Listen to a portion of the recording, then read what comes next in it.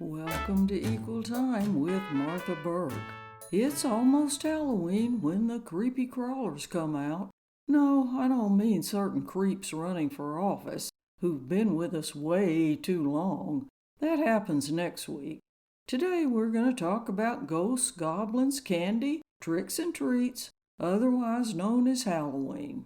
Did it really start as a pagan ritual? Yes and no. It originated with an ancient Celtic festival when people lit bonfires and wore costumes to ward off ghosts. In the 8th century, the Pope designated November 1st as All Saints' Day, and the evening before was known as All Hallows' Eve, later Halloween. Over the centuries, Halloween evolved into a day of trick-or-treating, carving jack-o'-lanterns, festive gatherings, scary costumes, and eating treats. Witches on brooms are a mainstay, but the first one was a man. A priest from France who confessed to riding a broom was tried for witchcraft in 1453 for criticizing the church's warnings about witches.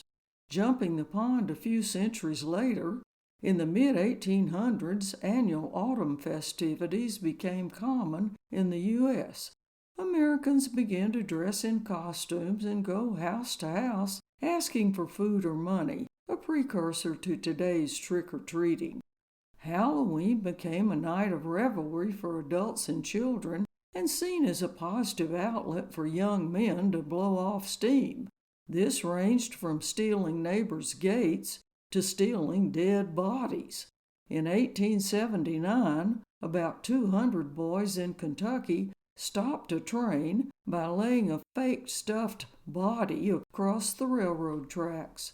In 1900, medical students at the University of Michigan stole a headless corpse from the anatomy lab and propped it up against the building's front doors. Hijinks like these spawned a move in America to mold Halloween into a holiday more about community and neighborly get-togethers than pranks and witchcraft. By the 1900s, Halloween lost most of its religious and superstitious overtones, and Halloween parties became the most common way to celebrate with games, food, and festive costumes. So, stock up on candy and treats, turn on the porch light, and enjoy the little goblins and ghosts at your front door. But just as a precaution, lock up the black cat. Thanks for listening to Equal Time. I'm Martha Burke.